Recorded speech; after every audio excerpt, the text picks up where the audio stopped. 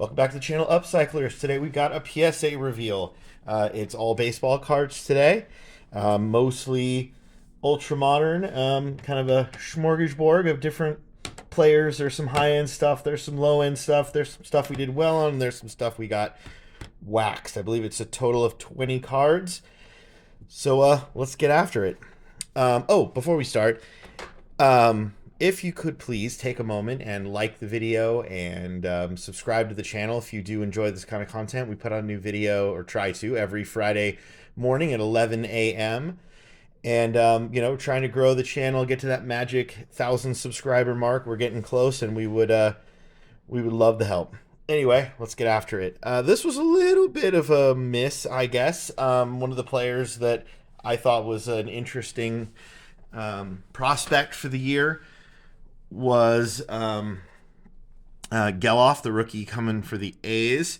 So I found some good deals on his stuff. I looked him over. I thought we were looking good. This is the gold Baseball Stars Auto 250, and it got a 9. Now, he has not had a great start to the season, so we might be taking a little bit of an L on that one, but, it is what it is. Also, I changed the camera angle, as you've noticed, where we're looking down from the top instead of from behind. So let me know what you think in the comments below. Does this look better? Is it easier to watch? How's the audio? All that good stuff. Again, I'm learning on the fly as I go with this video creation stuff. Anyway, moving along. This guy's having a great season, and I think the Stadium Club Chrome Refractors are extremely undervalued. These are very low print, rare cards. People tend to undervalue things that aren't serial numbered, but these are very rare. There are plenty of serial numbered cards that are going for more than this is, and there are definitely less of these. I don't think there's going to be a Stadium Club Chrome standalone set this year. So, you're getting like 1, maybe 2 Chrome cards per hobby box, and of those, only a small percentage are the refractors. So we're talking about a pretty darn low production run of the cards, and they're really not that expensive. They're not nearly as expensive as they should be, especially for a player like this as rookie card. This one was a bit of a head scratcher. I did pack pull this one, which was cool. I was excited when I saw it. I looked it over. I thought it was pretty good. I don't think there's any centering issues. There was no big surface mark that I noticed. So again, this is one of those PSA mysteries where you're never gonna know. I guess if I really want to know, I could crack it and send it to Tag or somewhere like that, but I don't know. That's really worth the trouble. In any event, this one was cool. I actually pack pulled this one as well. His cards aren't quite as hot as they were, after and during the World Series last year, but this is still a really good looking card. I don't know how well it's coming across on camera, but the hollow foil inside the border really does give it a cool sparkly refractor-ish kind of look. This was one I pack pulled as well recently. I had some extra boxes sitting around of some random 2021 and 2022 Topps flagship products that weren't really worth the trouble to sell, and so I just decided to rip them, and I actually hit a few decent cards. This one came back at 10, so that's cool.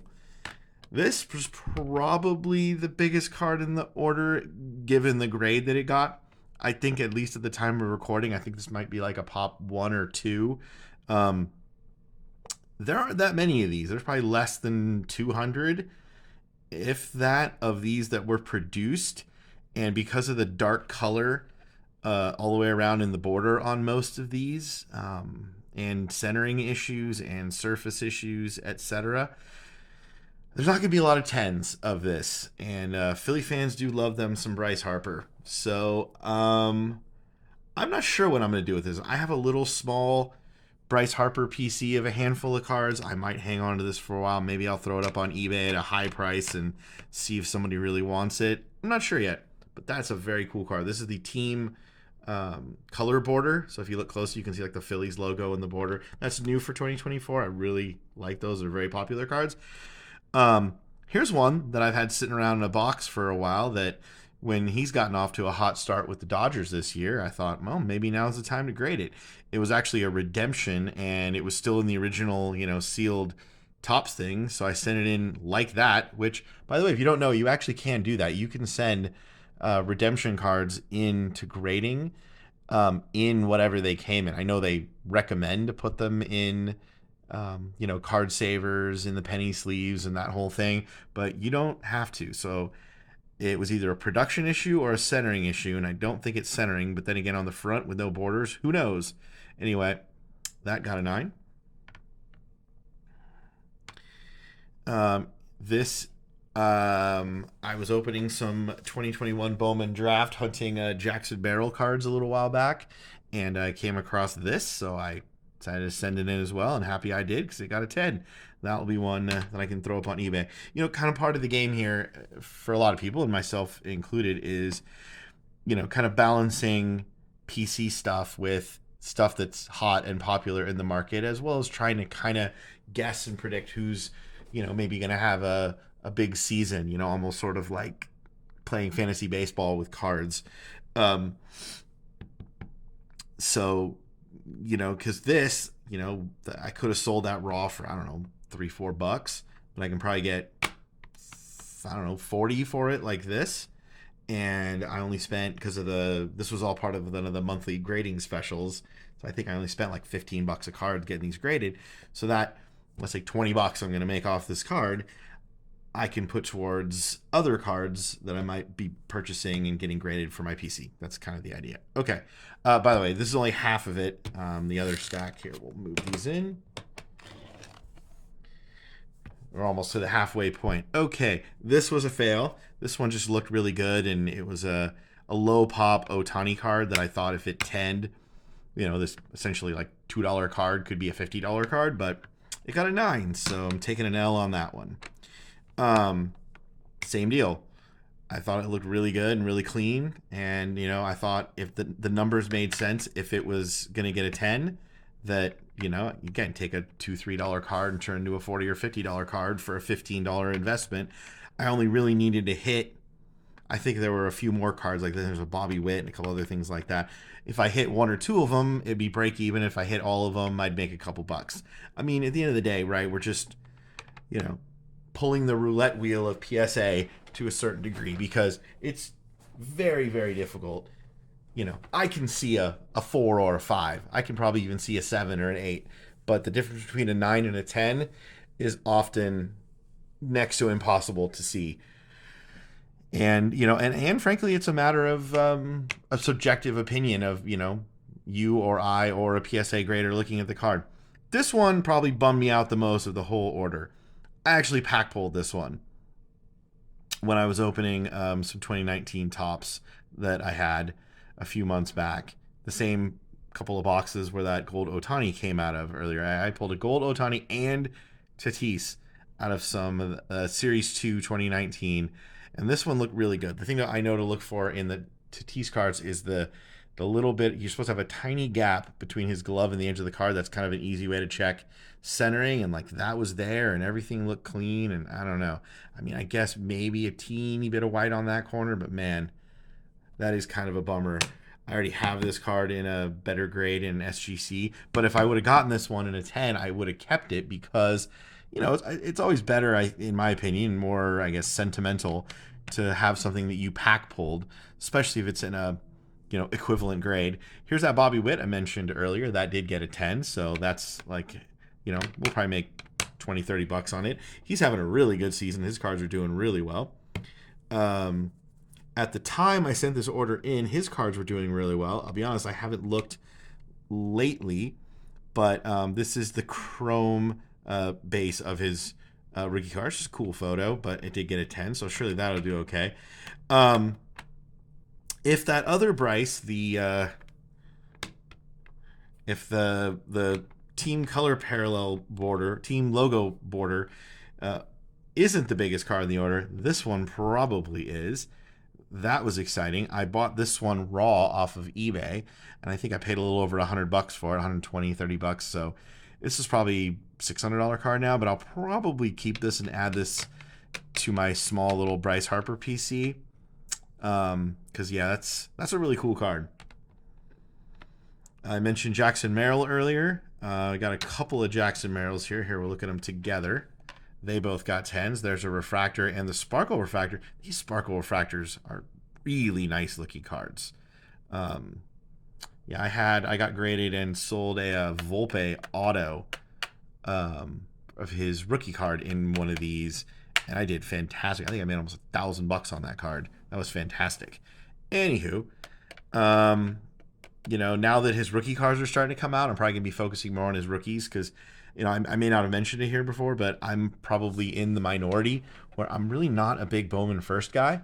I prefer Topps rookie cards. That's just a personal preference for my own personal collection. But yeah, I know how popular these are and how well these sell, so I'm certainly not going to miss out on that fun. And here's another one. I did really well on my Bryce Harpers. This is just the regular refractor of that rookie card. That's a really good one. This actually was a BGS 9 that I cracked out.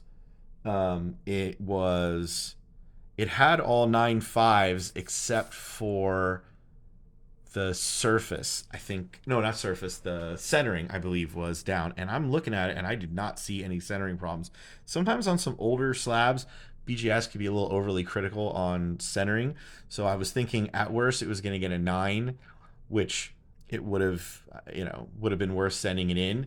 But I thought there was an outside chance that this might happen, and it did. So this is a, you know, a $60 card that's probably going to turn into a, I don't know, $250, $300 card. That one, I'll probably, I'm not sure. I'm going to keep one of either that or the X Fractor. I'm not 100% sure yet. I haven't really officially decided yet. One more Zach Geloff, like I mentioned earlier. I thought this was kind of a nice like color match.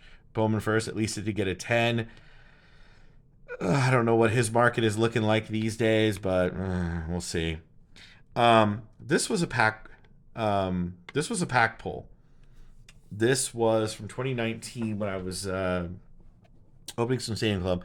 Not just the chrome parallel, but the orange chrome numbered to 99 of Ohtani. It looked really good. The surface looked really good, but it did come back with a 9, which is a bummer.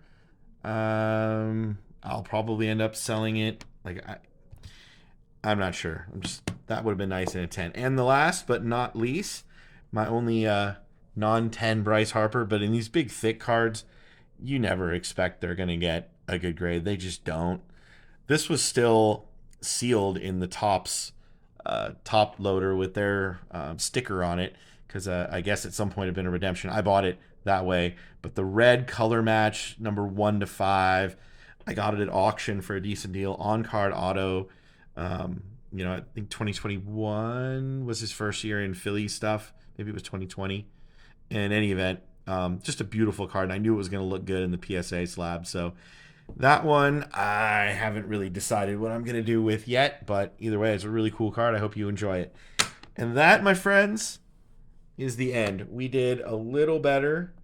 So it was 12 to 8. So that's 12 out of 26 out of 60%. 60% gem rate. That's pretty good. You know, anything north of 50 is usually a success. You know, in a perfect world, if you're really good at it and you get a, you know, reasonable friendly grader, you know, 70, 75% is certainly possible. But yeah, in any event, as always, thank you very much for your time. Thanks for sticking with me to the end of the video. I hope you have a great day, and we will see you in the next one. Take care. Like and subscribe. Bye.